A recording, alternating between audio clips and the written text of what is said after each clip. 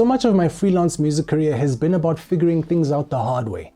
Music licensing, beat sales, voiceover work, it's all rewarding, but only once you know how the back end works.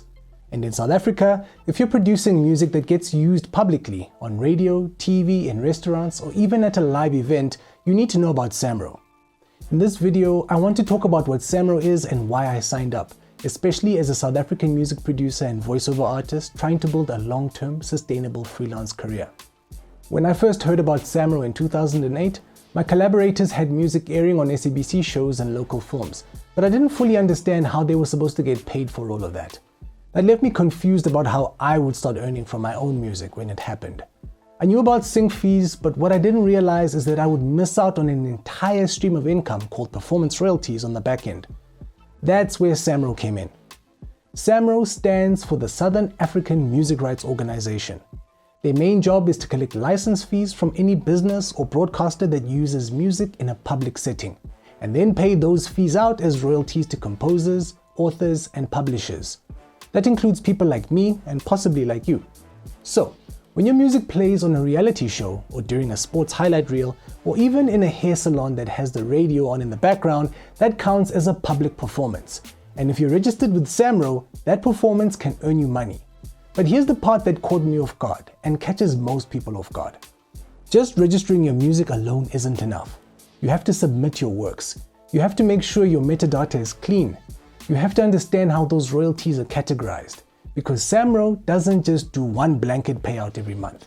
There are multiple distribution categories and each one works a little differently. Here's a quick breakdown. Royalties are paid out in categories like radio in general, which is for broadcast and community radio plays, live, which is from live performance and shows, television, which is music used in TV shows and such, foreign royalties for music used internationally, and mobile and internet transmission, or MIT. Yeah, so even ringtones and streaming previews can count. All of this is important because when I started getting sync placements, I had no idea that one track could fall under multiple categories. A beat used in a local ad could show up under both television and mobile if it was pushed digitally. And if you're not paying attention, you won't even know what you're owed, or if you've missed something completely. What I really respect about SAMRO is that they've started modernizing the system a bit. It's not perfect, but compared to where we were about 10 or so years ago, the information is more accessible now. As for the general perks, you can access royalty breakdowns, membership benefits like retirement annuities, and even a funeral benefit. It's more than just a collecting agency. Still, it's not plug and play. I had to figure out how to notify works properly. I had to chase metadata errors like issues with track names, and I've seen royalties delayed for a year or even more, just because of missing details from the broadcasters. It's great getting lump sum payments after it accumulates, but those small administrative errors should get picked up a lot sooner. Having said that, I'm still glad that I signed up, because now I get performance royalties on top of the sync fees that I usually get. That one track I placed in 2013 is still working for me to this very day. If you're serious about sync licensing or making a living as a music producer in South Africa, SAMRO needs to be part of your strategy. It's not optional if you want your music to keep earning long after you've moved on to the next track.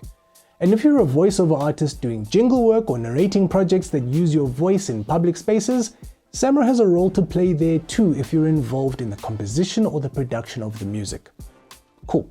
So, in the next video, I'll walk you through exactly how to register and I'll break down what I wish I did differently when I signed up. But for now, here's the most important thing. If your music is out there, on radio, in TV shows, background loops, or live sets, make sure it's not just being heard, make sure it's earning.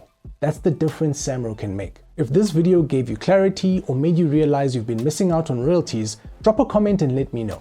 And hit subscribe so you don't miss out on the next video where we'll be going step by step through the SAMRO registration process using the real forms, real scenarios, and the system I use to keep my data clean.